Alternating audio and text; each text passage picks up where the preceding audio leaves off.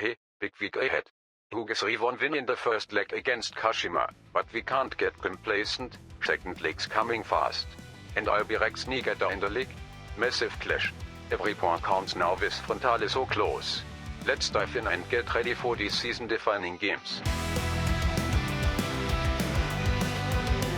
Hello everyone and welcome to episode number 21 of Red Bull KloppBot here on Sean Does FM with Omiya Ardija over in the J1 in Japan. I hope you're doing well and coming up today. Going to finish off the semi-final of the J-League Cup where currently we hold a 3-1 lead after the first leg against the Kashima Antlers, and then our toughest game left in the run home in the J1 we take on Albirex Niigata, who are just outside of the top 4, and with that one being away from home, should be able to sneak in some of the KloppBot's hotspots. So if you're looking forward to that, then do remember to go down below, leave a thumbs up, all that good stuff on today's video. But yesterday, we played a couple of Cup semi-finals, the first leg of this J-League Cup as well, as unfortunately the Emperor's Cup semi-final, if you missed that one, I'll leave a link to it over in the top right corner. That Emperor's Cup semi-final, one of the worst displays from a goalkeeper I've ever seen in Football Manager. John Higashi thankfully broke his finger, so probably won't have to use him for the rest of the season, and hopefully not for the rest of the save either, seeing as the KloppBot I think now wants to sell him. But thankfully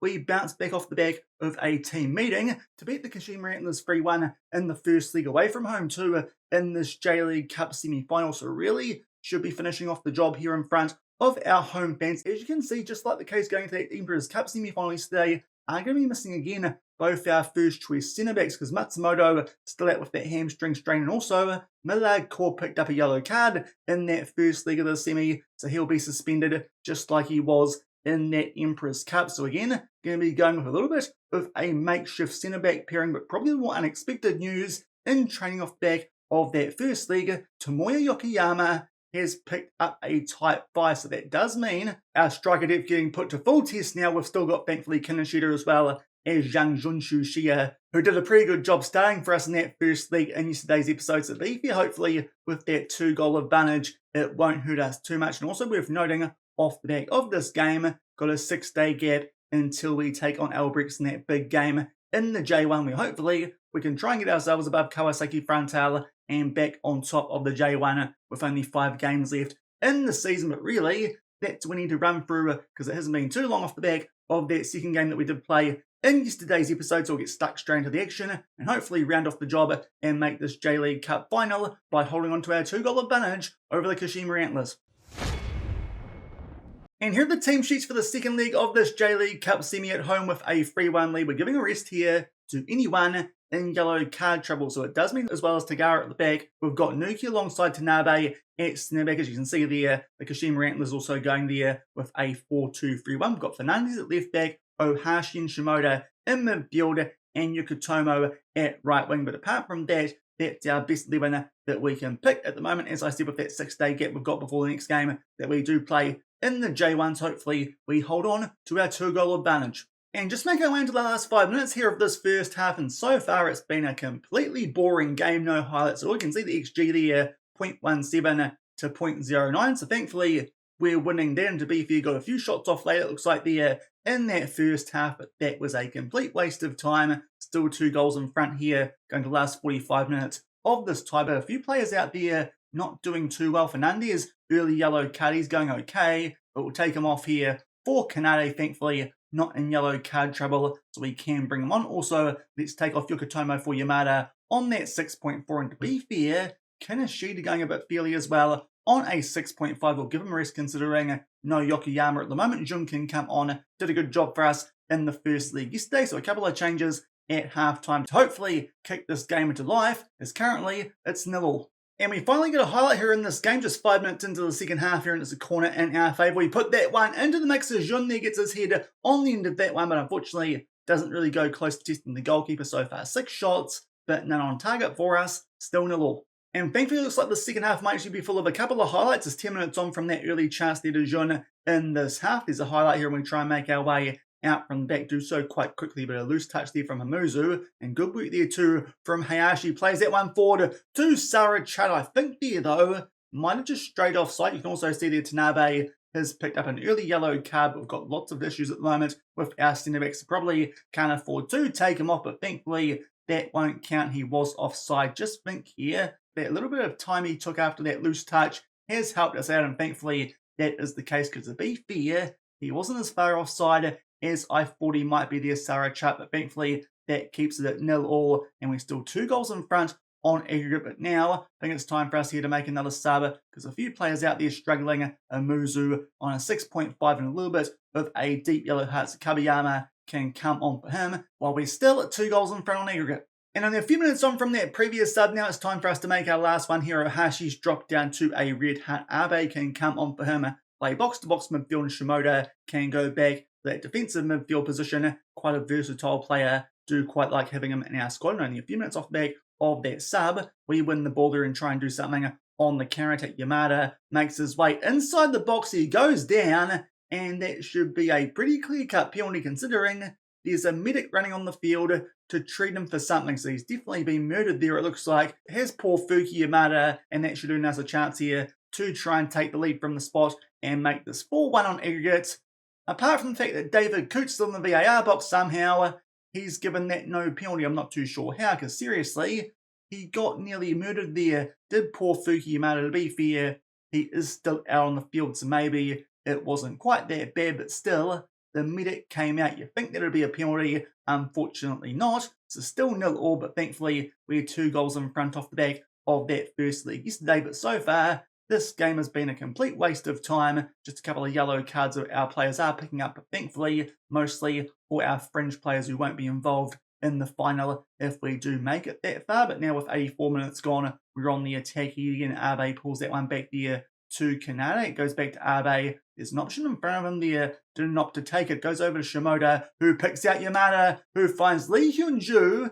We'll just wait and see here if he was offside. That did happen quite quickly. The assistant referee did stop there for a little bit, and indeed, the goal has been disallowed. So another offside goal there that's now won for both teams, unfortunately. Thought that might make up there for that very debatable no penalty decision from David Coote, but unfortunately, just a straight offside there is Lee Hyun-ju. But a few minutes later, he gets a chance here from set piece, but unfortunately, we continue to struggle from corners. Not much doing, but get the ball back there on the halfway line before playing it back to Tagawa, who, to be fair, is doing quite a good job since coming in for the injured Higashi, which has actually been a little bit of a blessing in disguise. And that surely is a goal. Indeed it is. Finally, there's a breakthrough here in the second league, and that definitely will wrap things up. We're now 3 goals in front on aggregate off the back of that goal to Fuki Yamada, who really should have earned us a penalty earlier if the VAR was not blind. But nice ball over the top there. I think that was from Figueiredo. Might have even been Shimoda, seeing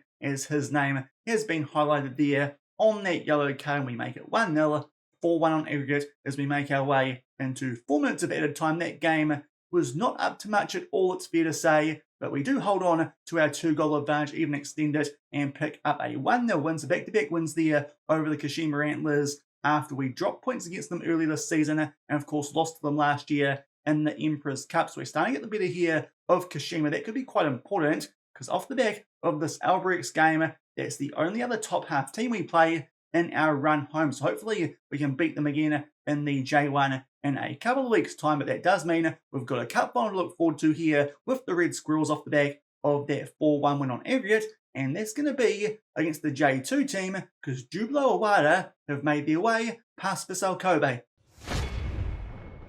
So not the most exciting game there first up in today's episode, but we get the job done. There's the confirmation we'll take on Jubilo Awada in the League Cup final. To be fair, it's not that far away from us. That's only in 2 games' time off the back of this next one that we are going to play on camera. So I think we're going to be coming back for that tomorrow as well, as another clash with the Kashima Antlers in the J1, because as I said, that is the only remaining top half team we're going to be playing off the back of Albirex Niigata in this game coming up in 5 days' time. But the main reason we're coming back right now, we've got our second youth intake here at the Red Squirrels, and it's a pretty darn good one. 4-star rated. There's the hot prospects there. Yuyu Asuki, who is a left winger with 1.5-star current ability, 4.5-star potential. Very good determination already, but quite nice potential. Definitely someone I think the KloppBot is going to want to sign. Also, Takuya Oshima is a left back, inverted wing back. That's an interesting position there. He's got 1.5-star current ability, but actually 5-star potential. So he's probably the real pick of this year's youth intake. Just going down a bit further, lots of options there in terms of top talents with 3.5 or 4-star potential playing at goalkeeper. That could be quite useful if we do get rid of Higashi, also central midfield, so that could be a box-to-box option there. And Haragaya, Kamoria right winger, Kawaguchi a striker, and Kadira who can do a job at both wings. The good talents, there's one there with 3.5-star potential, so he's probably someone we'll also sign there in Hosogai, a defensive midfielder. Not too sure about the rest of these lads though. And Sugishita, Toshima, Wakasa, and going down further, I think all these guys are probably going to get binned off depending on what the KloppBot does think. But that's a half-decent youth intake for the second year in a row here at Omiya Ardija. It's given 4 stars with a couple of quite high potential prospects there. Suzuki as well as Oshima. Decent youth intake here for year 2 at the Red Squirrels. And we've gone for a couple of days off the back of that youth intake, and it's now time for us to get stuck into the J1 for the first time in a little while. And we do need to pick up a win here, you'd think, because we have dropped down to second off the back of the last couple of games that we did play in the J1, just dropping points in some games that really we shouldn't have been. You can see our recent form there. That was in and around that cup loss that we did suffer first up in yesterday's episode. It hasn't been too good of late, so hopefully we can improve, because Kawasaki Frontale 1 point above us, and right behind us, Consadole Sapporo are in some terrific form. So this could end up being a quite tight race, and especially considering that the top 4 teams qualify for Asian continental football next season. It would be quite useful if we picked up a win over the 5th place, Albirex Niigata. This is a team we've played a couple of times so far this season in cups as well as in the J1, and the form is a little bit mixed that they've got coming into this game. They beat JV United Chiba, but before then suffered defeats to Consadole Sapporo. That's not surprising given their recent form. Also Vispa Fukuoka, another team inside of the top 4. So hopefully we can do with those two to beat them, and just make sure at the very least, even if we stuff things up late in this J1 season, we should get some continental football here next season with the Red Squirrels. Just go over a bit quickly at what's happened the last couple of times. We have taken these guys on once in the Emperor's Cup, just got past them on penalties, of course. That was the game where the goalkeeper got injured in extra time, so that was probably a little bit harsh on those guys. But to be fair, we did actually thrash them early this season 4-0 in the J1. This one is away from home, but based on that, hopefully can pick up a similar result. Actually thought that they might have beaten us in one of the other competitions. I think I'm getting them mixed up there with a Vispa Fukuoka from that bad effort from Higashi in that Emperor's Cup semi in yesterday's episode. But hopefully we can keep those green dots flowing here against Albirex Niigata in this big J1 clash. And as I said, that should probably lock us in for Asia next season if we do pick up a win over the team who do currently sit in 5th. Thankfully, Yokoyama back from injury, but unfortunately, a couple of our other players a little bit tired, despite the fact it's been 6 days since that Kashima Antlers game. So unfortunately, still not going to quite be at full strength for this next game. We've got the likes of Core coming back, having sat out that previous game through suspension. Also Shimoda, he's out with suspension, but that just means that someone else will come onto the bench to be an extra midfield option. But it's our first time going to Niigata here with the Red Squirrels before we get stuck in to this big J1 clash. It's time for the KloppBot's Hotspots. And here's what the KloppBot's cooking for us here in Niigata. First up, it is about a 4-hour trip away. It's probably a little bit too long to make this a day trip. So we're going to be staying here, and it's going to be at the Hotel Nikko Niigata, located near the Tokimisi Convention Center. This hotel offers comfortable rooms with panoramic views of the Sea of Japan and the Shinano River. Its proximity to central Niigata makes it convenient for exploring local attractions. That's why we're staying here in Niigata for this game. Here's the hotel indeed. There's a pretty good view there of the Sea of Japan, I think it said it was there, and also the river. So quite nice views of the water here in Niigata. That might help calm down the fellas. If someone wants to get married, they can even do that sky class, apparently, according to this photo. Let's just see what else pops up. Might even look like they have an infinity pool. There's Christmas cakes. I'm not sure if the timing is going to be quite right for us, considering when we're going to be playing this game. They've got decent little food boxes there, bento boxes, or whatever they are, with prawns, mussels, and I think that was tuna. There's a mountain. I think we're starting to run through all the photos here. There's what one of the rooms does look like on the inside, and there are those views again. So it's quite a nice looking hotel, this one, the Hotel Nikko Niigata. KloppBot's hooked us up quite nicely here. You can see a couple of restaurant options, so we should be okay. Easy access to the station as well as Sado Island and lots of sightseeing nearby, so we should be pretty good here. So that's the hotel that we are staying at, but the free attractions we're going to check out first up. We've got Kyoto Gorge. Experience the natural beauty of one of Japan's three great gorges. It features a unique tunnel with artistic installations offering stunning views of the rock formations and river. Excellent spot for team bonding amidst nature. So we're going to be doing some team bonding at a gorge. Let's hope there's no fighting near a gorge, because that could end badly between teammates, but to be fair, we should be okay because John Higashi's at home. No one's going to push him off the edge, unfortunately, but here's what it looks like. Indeed, that's quite an interesting installation there in the middle of the gorge. A bit of a view there from right in the middle of it, and we go forward here, you can see the rivers, the rocks, all that sort of stuff. So that's the gorge that we're going to. There's the view I was talking about before. That does actually look pretty cool. Some nice selfies and whatnot that the fellas can take there. But there's the gorge that we're going to visit. We'll just go down a little bit and see what else pops up here in terms of the news and whatnot. Can't read it because I don't do Japanese in real life.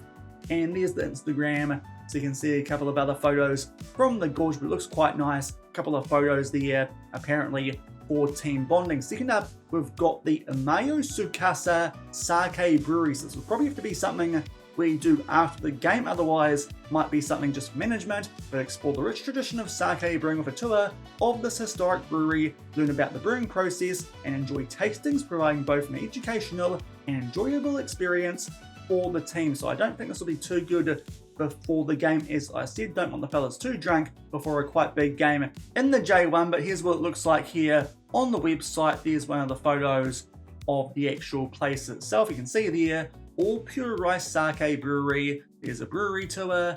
There you can see, you make your reservations there. They've got Facebook, Instagram, and you can also do that brewery tour down there as well.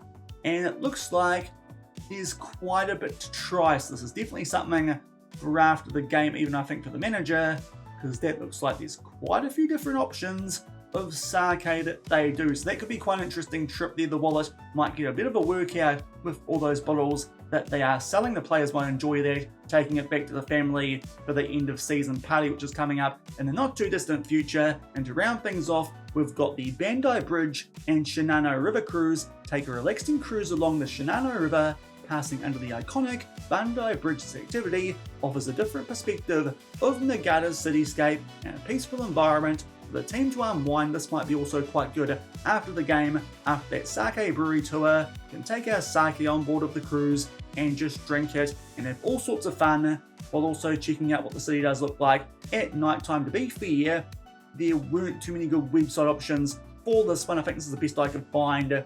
It's not a nighttime photo, so it probably looks a lot better at nighttime, this one. To be fair, it kind of looks similar to something I did in Seoul a couple of years ago, even the shape of that bridge. But that's what we're going to be doing to wrap up our time in Niigata.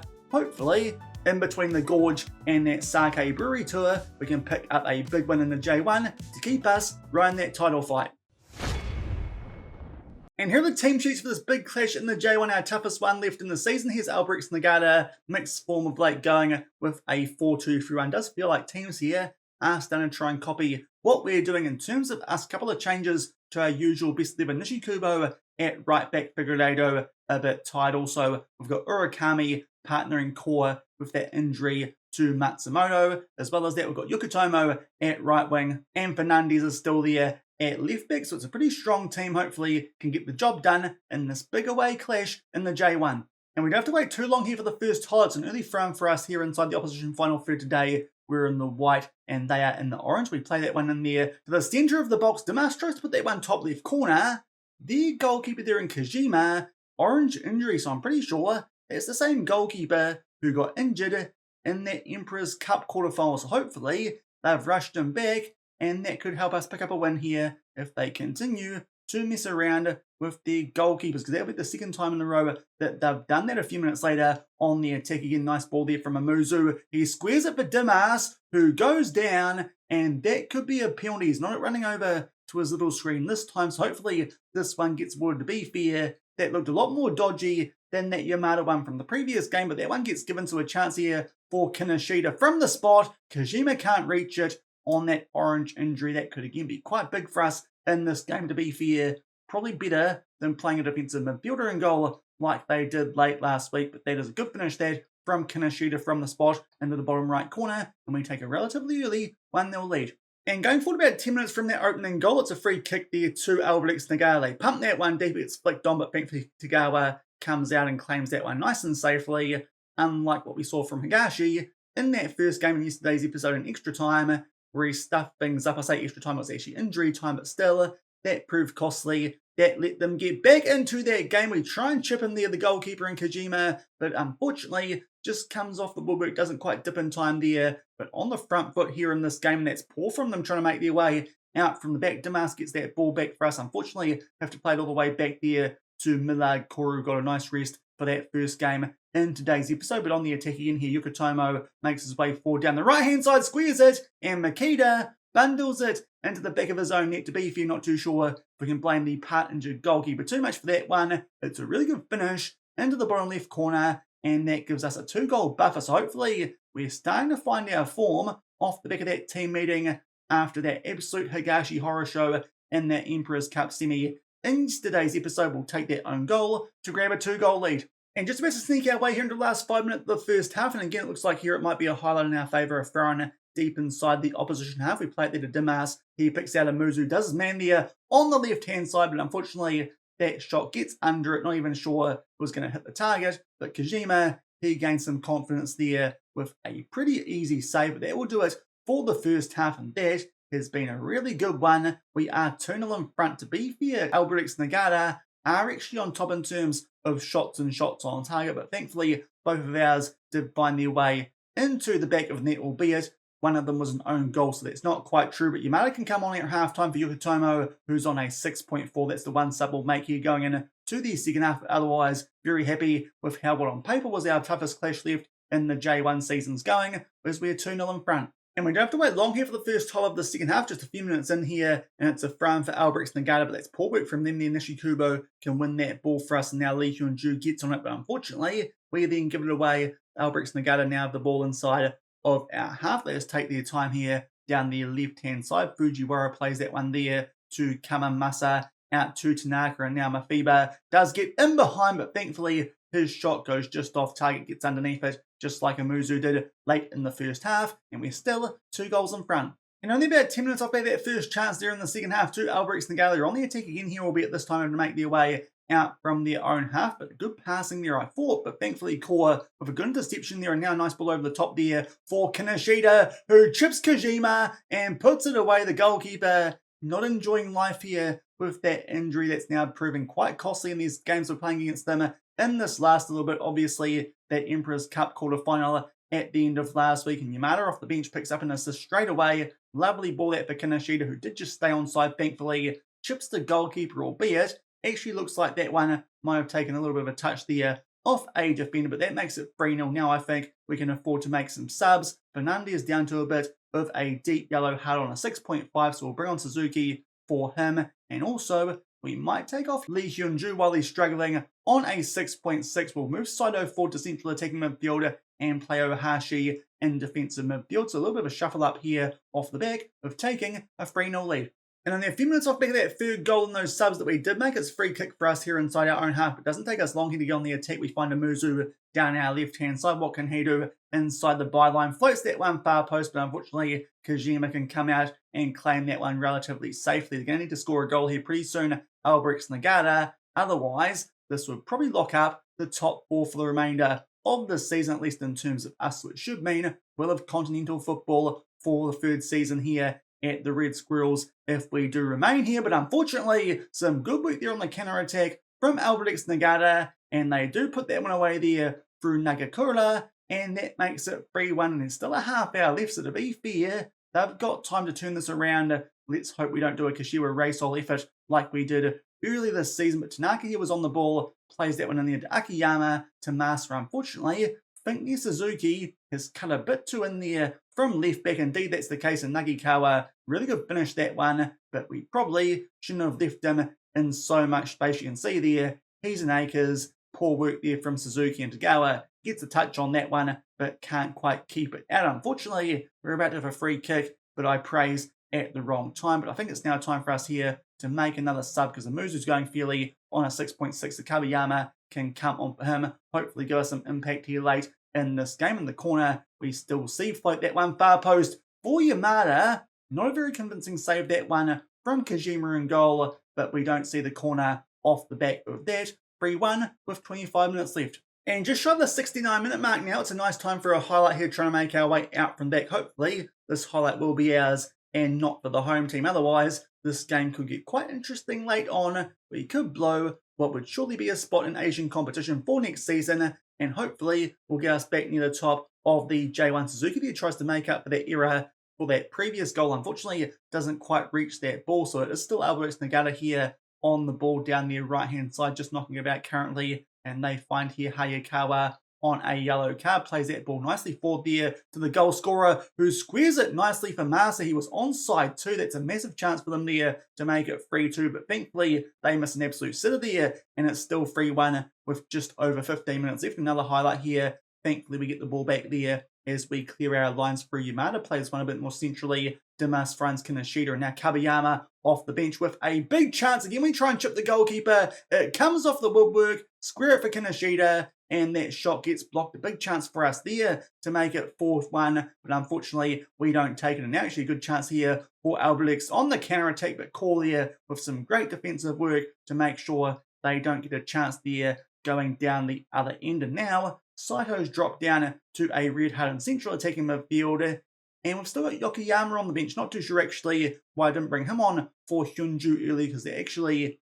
makes a lot more sense. Not too sure what was going on there, but while we're here, might be a good time here for some time wasting, given just how big this result could be in terms of Asian qualifying for next season, and of course also hopefully keep us up near the top there of the J1. Make sure that at the very least only going to be 1 point behind Kawasaki Frontale with 5 games left in the season. We make our way towards the last 5 minutes, and a highlight here, trying to make our way out from back. Poor pass there though. Albirex Niigata can get back on the ball if they score. This game gets very, very interesting. Ball over the top there for Masa, squares it for one of their strikers, but thankfully that's a big save that from Tagawa. That's now a couple of really good chances they've blown here off the back of that first goal that they did score. Thankfully, head that one away there. I think that was through Dimas, and that ends the highlights. We've still got a 2-goal lead here, making our way into 4 minutes of added time. A late free kick. We put it far post there for Yamada, and Shunsuke Nishikubo puts that one away. I think he's onside. Kojima got a good touch on that one, but just puts it into the back of his own net, and thankfully the goal will stand there. Definitely wraps up the 3 points here. A big result, 4-1 away from home. He's only just onside, but thankfully that's the case, and that makes it 4-1. That will wrap up all 3 points. That's a big performance here away from home. Albirex Niigata just can't quite get the wood over us here this season. That slightly unlucky defeat in the Emperor's Cup, to be fair, didn't matter too much considering we then blew it in the semi-final, but we've now scored 4 goals against them both games in the J1. Probably not helped out there by carrying a slightly injured goalkeeper into that game. Doesn't look like he had too good a game, neither did his defence in front of him, but thankfully we pick up a 4-1 win. Just see if any other results are in here for the teams around us. Not quite yet, but for now, we go back on top of the J1 off the back of that 4-1 win.